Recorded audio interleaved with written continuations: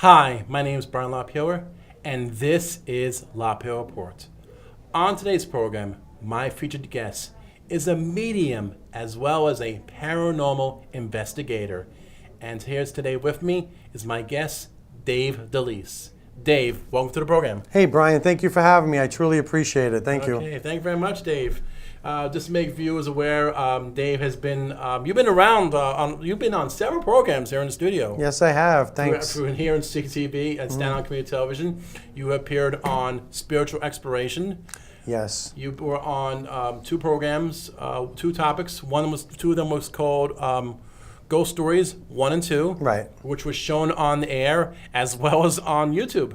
Yes, Christine Chiffon, she's such a lovely woman. She really gave me a wonderful opportunity to share that with everybody on television. Okay, and also you were on Alexander's Psychic Eye. Yes. You did 2 episodes of her. They were just shown on television. Right, right. Yeah, no, it was a pleasure working with Alexandra. You know, and Miriam, she's such a sweet person. Yes. Very nice Well, show. Miriam is the producer of Alexander's Psychic Eye. Right. And you also did 2 additional programs. They were both, one was presented through the program God's Way Yahweh, which is produced by Thomas Knights Templar, also known as Tommy G. Tommy G, called yeah. UFO Investigations. And you did 2 of them with Patricia Brady. That's correct. Me and Pat actually co-hosting with Patricia, and that series is going to take off very soon. We're working on some great stories. Really? You don't say? Yeah. Yeah. Now, just to let viewers know here, since you've been on the programs here, this is the first time you being on this program. Tell us how to get started. How did you what got you interested in becoming a paranormal? As well, first off, here, you're not just a paranormal investigator, but you're also a medium here. Right. So I'm sure there's a way that can be explained about the both of them out there. So you might as well go ahead and explain about being a medium as well as a paranormal investigator. Well, thank you. I actually grew up with a little boy in my home when I was a child, and I always believed that my grandmother was a clairvoyant.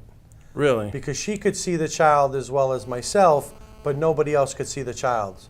So when I used to see the boy running around the house, I used to say, well, Nona, you know, there's a little boy in the house. She goes, no, you go play, it's okay. So that's how I got used to that, and the little child stayed with me until I was 16, and then never seen him again. Really? So, you know. And, why is that? You know, I don't know if maybe he found his mother or anything. Maybe my grandmother helped him go back to God's light or whatever the case may be. What, you said he was 16? I was 16. You were 16? Yes, when the boy left the home. Okay. So he was with me actually 11 years in the home. Okay. Because when I was 5, I started seeing the child. Seeing as in he was already deceased, or he was? Oh yes, no, he was dead. Really? Yeah. You know, you could actually see the funny thing is some people can visually see a spirit as if I'm looking at you. Yeah. And then some see them as they were the way they passed. And I actually seen the little boy in the same clothes he was probably buried in. Really? Do you have any idea what he died of? Yes, I did. Actually, years later, I looked it up in the history of records, and the boy passed away of like a scarlet fever. He fell down my grandparents' attic stairs and died that way. Okay. But how? Like so your grandmother, Nona. That's Nona, yeah, Nona. we would not, you know, Okay. that's what we all the Italian people call grandma. Okay, so she helped the spirit. I believe she did. She never spoke to us about that, but I always had that feeling in my heart that she was, because there was times I was in that house and I could be laying in the bed and see the rocking chair moving and nobody be in the rocking chair. Really? So it was around us like since I'm a little boy. Okay. But to answer your second question, as being a paranormal investigator, Yes. you know, about 6 years ago, I really started getting fully into it. I wanted to learn more, and you know, that's how my gifts of a medium came out. Okay. Is by me going through all these different areas of doing investigations. You know, everybody starts out, it's rough at first, but once you get to know the tricks of the trade, you know, you become better and better each time. Okay. So that's pretty much what I've been doing, and I've actually been doing a documentary at St. Andrew's Church. Okay. For the Out here in Staten Island. Yes, in Staten Island, that's right, near Richmond Town. Okay. And I've been there 15 months doing this documentary. That's a long time. So I want to make sure it's right and correct, that when it's out for view, I want people to see the real thing. Okay. You know, I don't want no nonsense. I want them to get the full aspect of the history of Staten Island with the British, going into the paranormal, Yeah. of the apparitions that I see Yeah. in this cemetery. Oh, really? Yes. You know, it's funny because I've seen St. Andrew's Church several times on television, and they have sent over so many different, not just you, but also Right. different paranormal societies to check it out, see why all these. That's why the episode's called "Remarkable Reasons" Right. of why is this happening. Like there was one time I saw it on the news where one preacher heard the organ playing, and the other preacher and the other one, the preachers go, no, they weren't Right. playing the organ. Also, they have seen times the chandeliers was shaking, but supposedly the St. Andrew's Church was not originally a church. No, it was actually a hospital. Right. And the thing about that is, doing a ghost box session in the kitchen area of the church, I actually got to speak to a woman named Kate. Kate. And Kate was actually the woman who attended to the wounded soldiers, because in the back of the hospital, not church, I'll say hospital, Right. there was a fort. Yeah. Where I actually found the foundation of the fort and some tombstones next to the foundation. What's Kate's last name by chance? Do you know it? Pardon me? Kate's last name. No, I don't know. I wouldn't even know that unless I looked it up in records, and I don't even know. That's a lie. I spoke with somebody at the church. Okay. And I was going to get the records, but there was a fire in the church back then, Yeah. and they lost the records from like 18 something to 1920 or 30. Okay. So any records that I was able to view Yeah. is of everybody who's buried in there now. Because it's weird. I felt the last name Billop for some reason, because the Billop family. Right. No, then- Christopher Billop, that's a whole different story Right. altogether. I mean, I've done investigations in the Yeah. Billop house as well. Because believe it or not, in Staten Island, there are several places that have been known to have paranormal activity, such as Definitely. especially the Creature Mansion, The Crenshaw Mansion? right, Mansion, Yeah. the Seaview Hospital, there was like a farm, colony farm, The farm colony, yes. farm colony. I've done all of them. Yes. Supposedly, I heard a new one. Now there's something in the Greenbelt.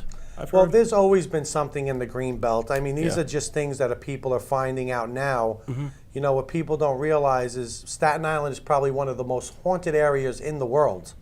In the world. Really? I mean, I've been just investigating Staten Island for the last 3 years, and I've seen things that would make your toes curl. Really? And trust me, it's amazing. And all those places you spoke about. See, you know, the farm colony. Yeah. Remember, there was a lot of people in that place. Alice Austin, Yes. famous bank robber, Right. Willie Sutton, who Okay. hid out from the police. So, you know, Also, Fort Wadsworth out here in Staten Island. yeah. There was also the Conference House over in Townville. Also, there was a street called Bedell Avenue, I think, that we're saying if you have the headlights turned off, you'll see an apparition hanging, or you see like a gun-toting maniac. well, you know what it is? There's a lot of different speculations on the computer today. Yeah. When people are looking for haunted areas to go to in Staten Island, you'll get a list of, you know, but it is true. There are things that do happen. And to tell the honest truth, that's how I actually found out about the Vanderbilt Yeah, tomb. right. The Cornelius got spawned by Cornelius Vanderbilt. When I took a photo there, it was amazing what I got on the photo. Really? But I'm saving that photo for my book. Okay. So, you know, There is a book coming out? Yep, there's going to be a book Really? coming out probably by September about paranormal experiences I've just seen and been through on Staten Island. That's not even including places like the Shanley Hotel that I've been to, Penhurst, you know, Lizzie Borden's house. Right.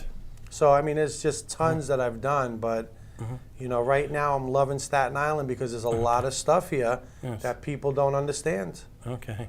I moved out to Staten Island in 1990 for a different reason, not because of paranormal.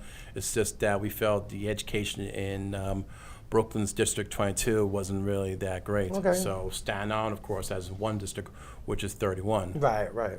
Yeah. Also on the program, we do have photos, which was Yes. taken by you, Dave, Yes. including 2 additional photos, which are throwback photos. Throwback. We're going to see if we can try to get this. Our director, Helene, who's at the controls. Can we get picture number 1 ready? Okay, here we are. Okay, this is a Yeah, photo. can you explain this one? Definitely. This is a photo that I had taken inside the Lizzie Borden house. Okay. And this is actually Mrs. Borden sitting on the bed. You can see a full Class A body apparition, and to the right side of her, there is a man talking to her. Really? So you can actually see that face if you blew it up more. Like, you could clearly see that that is a body sitting on the bed and not a mannequin or anything else like that. It's truly a Class A photo. Now, has anybody else taken a picture of that? Nobody is. I've spoken with Leanne, who is the owner of the Lizzie Borden establishment. Okay. And she's never seen a photo like this in all the years of her. Just curiosity, where is the house located? They're up in Little Falls, Massachusetts. Massachusetts. And okay. it's a beautiful home. I mean, it's such a great place to go visit. It really is. By any chance, okay, let's go to picture number 2. All right, this is a photo while I was filming, doing my documentary. You know, when you're a medium, you get certain feelings when you're out there. And this face actually appeared to me as I was walking, taking photos. Okay. Now, this is of a woman. You know what? I don't know who the woman is, but you can see as clear as day that face was yelling for something. Okay. I just couldn't understand it at the time. Now, but you do have also audio equipment that you can tell. Yes. So, okay, we have picture number 3. Now, this photo here was taken during another part of an investigation at St. Andrews, where you actually get to see a spirit starting to manifest. It was, I mean, I could see that with the naked eye. Oh, yeah? So, I mean, as soon as I seen that, I took the camera and started taking photos, and I got about 12 photos with this spirit manifesting. Okay. So I got 12 different shots, but I wanted to bring one to show the audience. Okay, and let's go to the next picture. Again. Okay, this is another part of St. Andrews where I was doing an investigation. Yeah. Now, if you notice where that picture is, Yeah.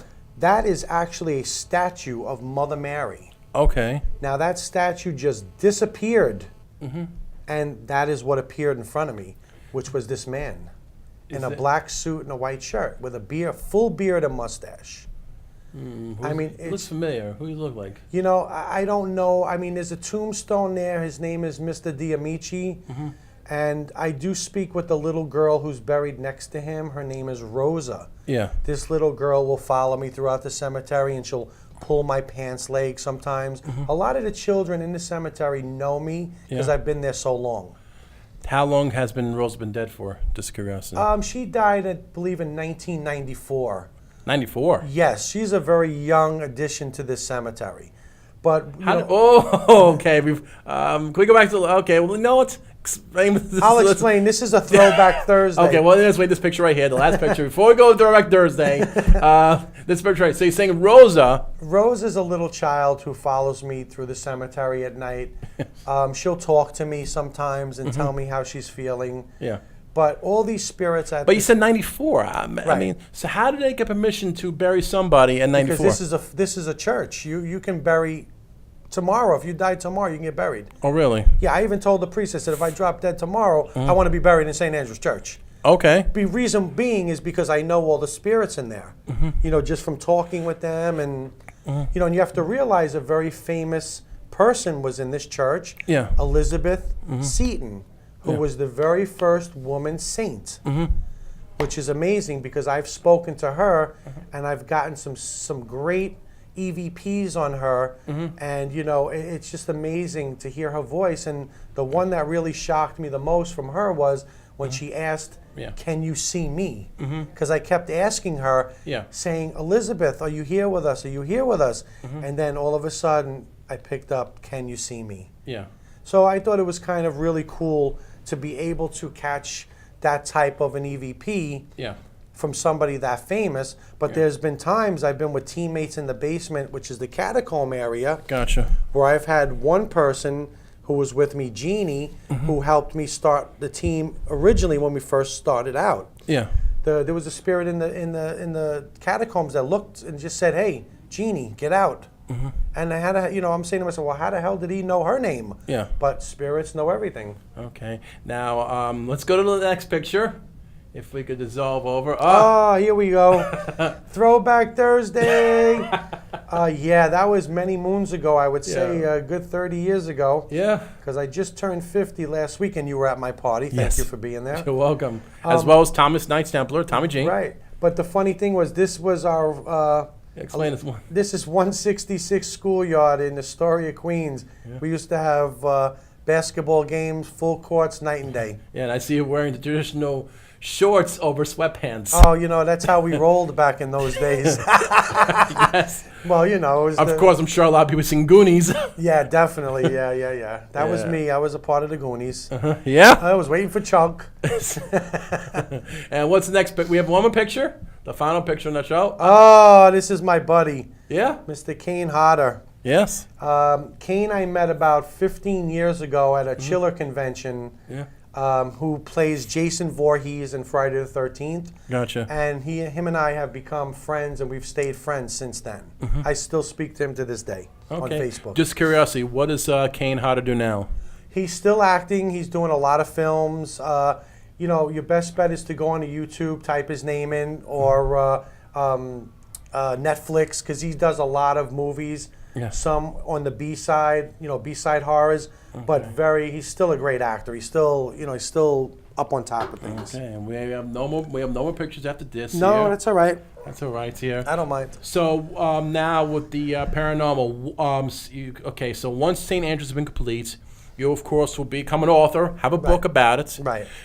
What's next? What's next? Okay, well, hopefully, I'm also writing a book on orbs. Yeah. Which is a very touchy situation in the paranormal world. Okay. You have people that believe them, that don't believe them, that say they're dust particles and moisture. And I can totally sympathize and agree with a lot of paranormal experts out there. Okay. But, what I've seen and photos I've taken of them, when it's talking to me as I'm taking photos of it, I know it's not dust. Yeah. So I have to come up with a scientific theory on how that's not dust particles to being a spirit. Right. So I'm working on that now. Okay. So hopefully I'll have that information for everybody when the book is done. Now let me just ask this, relaying back to what you said in the beginning, that you said your grandma Nona, of course, made contact with a spirit who died of scarlet fever. So basically, on your ability as a medium, you could basically detect any spirit nearly any time of the day? Yes, if I'm feeling that person, yes, absolutely. Matter of fact, when we were in the studio last week, I happened to see a man walking through the back door Really? of the Studio A. Really? So I was, telling Tommy Do you G about recall what that. the spirit looked like? Yeah, it was just a man in a regular, it looked like a blue jean jacket and jeans, and he had pretty long hair, and it was probably somebody from the 60s or 70s who passed away. I don't know if it was I don't think it was bladed to the studio because... No. Whatever was here back in the 60s and 70s, I don't know if it was... It probably was this Time Warner property, Right. or whoever the property owner was. Right. By any chance, since you are a medium, do you see any spirits here in this Well, room? actually, earlier I did in the hallway. I seen a little child. A little child? Yeah. But this one was dressed up in, clothes from 1800s. In here in this building? Yes. Really? Yes. Do you suppose the spirit got lost and... Well, a lot of times mediums and people who have abilities to send, people to the light, to God's light, actually, Yeah. We have that gift to do so. But remember, they can still come back at any time, so it's not like a one-shot deal where you go. But at the time when you do send them, they need your help to get up there so that they can go through transformation. Okay. So, that's what I believe it is, like a transformation when they go up to wherever they're going. And right now, just curiosity, there's no spirit present in this room, is there? Nothing at all right now. Okay. Okay, at least it's good. What about now in the controls by now? Do you see anything? No, everybody's good over there. Helena's safe. Okay. There's nobody behind Helena. Here. Just curiosity. So the medium gift is something you inherited, correct? It's so weird. People ask me all the time because sometimes I just come up with stuff like that. And Yeah. I don't know if it's been with me for generations, but I do know my grandmother was a clairvoyant. Yeah. Only in the last 2 or 3 years, since I know Tommy and all these healers here Yeah. that I've met through the studio, they've told me my gifts are amazing, that I have very high gifts. Yeah. So I'm learning still a lot of what these gifts are. But the main thing to me right now is I can actually physically see and speak to them. Okay. So that to me is plenty enough of a gift right now. Okay. Because I'm still trying to grasp that. Okay. You know? Just curiosity, do you expect a plan to teach people how to open up to the gifts by any chance? You know, I would love to do that at some point in time, but I'm going to be selfish right now. Okay. And I'm going to eat up the paranormal world because I truly love it. I truly love being a part of it. And I love to work with people who are into it. Yeah. You know, because I just love sharing evidence with each other, and you learn different techniques from each individual paranormal person because Okay. nobody's the same. Right. Just curiosity. In the, of course, you know, one of the biggest paranormal stories of all. I mean, never mind about the Malaysian flight 370. They're not sure whether where the plane flew to. One of them, of course, is Jimmy Hoffa. Jimmy Hoffa. Well, you know, Supposedly, I heard stories where he was either buried in Detroit, maybe he was buried where Giant Stadium used to be in East Rutherford, New Jersey. you know what? I'd have to do an investigation by the goalpost. Yeah. Because that's where they say he's buried, right under the goalpost. Well, now it's a parking lot. Oh, now it's a parking lot. Because Right. the Giant Stadiums now both the New York Giants and the Jets play at MetLife Stadium. Right. So you had to look up on a map where both stadiums used to be and also go like which on both goalposts where they used to hang. Right. Yeah, that would be pretty difficult, but I doubt it was unless he was buried at Shea Stadium. But then again, nah, I don't think he would. You know, to tell you the truth, nobody will ever know the truth on that. You know, and I truthfully don't think he was buried at Giant Stadium. If he was, they would have done an excavation Right. years and years ago. yeah. You know, that was just hearsay. Just curiosity, since our background is, of course, the World's Fair in Queens. Have you ever been to Citi Field? Oh, yeah, all the time. I love the Mets. That's my team. Yeah. And I've also been to Citi Field to do investigations, too. Really? Absolutely. I've done 2 investigations in Flushing Meadow Park. Oh, yeah. Where the zoo used to be. That actually was once a carriage house for slaves back in the old days. Oh, really? And I spoke with a couple of slave people, which was amazing because I got to hear their side of the story and what was going on back in those days. Because back then, between Corona and Flushing, that was all farmlands. Right. And, you know, things like that. So it was quite interesting to do an investigation there. You know, it would be a place that most people wouldn't think of going. Yeah. But that's me. I like to go to odd places. You know, I want to go do different things. You know, I don't want to Okay. do the same thing. What about Cunningham Park? You know, at Cunningham Park, which I call Alley Pond Park, Yeah. that's where I grew up. You know, Oh, really? hanging out and like doing barbecues and stuff at 3 a.m, having beers. You know, as a kid, you're growing up. Yes.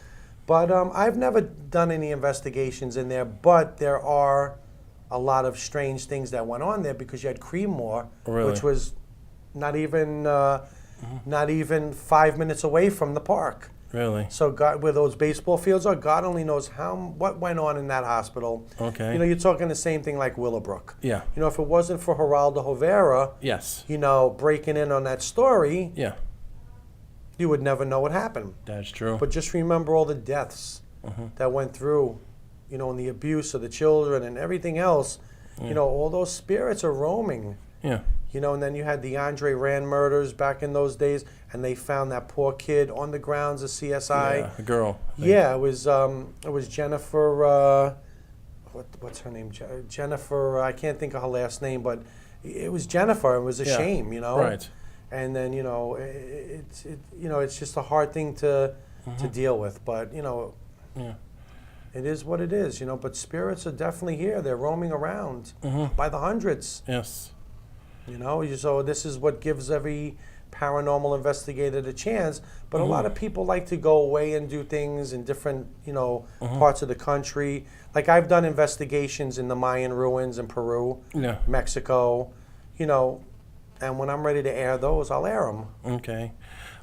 Speaking of mediums, do you have any tips out there for anyone that's a medium? Well, I mean, just to really respect the gifts that you have, you know, and share them as much as you can. And as myself, I have healing hands. Yeah. So if you heal So, somebody, don't forget there was also the TV show, not to interrupt, the TV show Medium, Alison Dubois. Right, And of right, course, right. Nia made a whole thing with the episodes where Patricia Arquette was, of course, Alison Dubois. Right. And then she had the 3 daughters. Right. And of course, her middle, they didn't really inherit the gifts. Except the oldest one did. Mm-hmm. And then all of a sudden the middle child, and then of course right. But Yes. everybody has the gift. Yes. It's just when it comes out. Right. That's how I look at it. You all have the gift. Mm-hmm. Don't be afraid of the gift. Mm-hmm. And if you have questions, please ask the questions to anybody. If you know anybody who's a medium or anybody, or look it up online. But always ask the questions and don't be afraid of it. Okay. Time's definitely running out, Dave. I definitely thank you for coming on the program. Thank you so much for having me, If Brian. anyone I out there appreciate it. wants to make contact with you, how can anybody do that? Please, you can email me at ghostlyspirit12@gmail.com. Or if you want to see any videos of investigations, you can go to my YouTube page and just type in Dave DeLise. Okay. And my name is Dave DeLise from Paranormal Dreams. Okay. If anyone out there wants to make contact with me, they could write to the studio or email me at lapayowerport@gmail.com. I would like to thank right now Hunley Bachiri, the staff and crew of the studio, and the accounting firm of AJC Advisors. To the viewers, I'm Brian LaPayower, and this was LaPayower Report. Thanks for watching.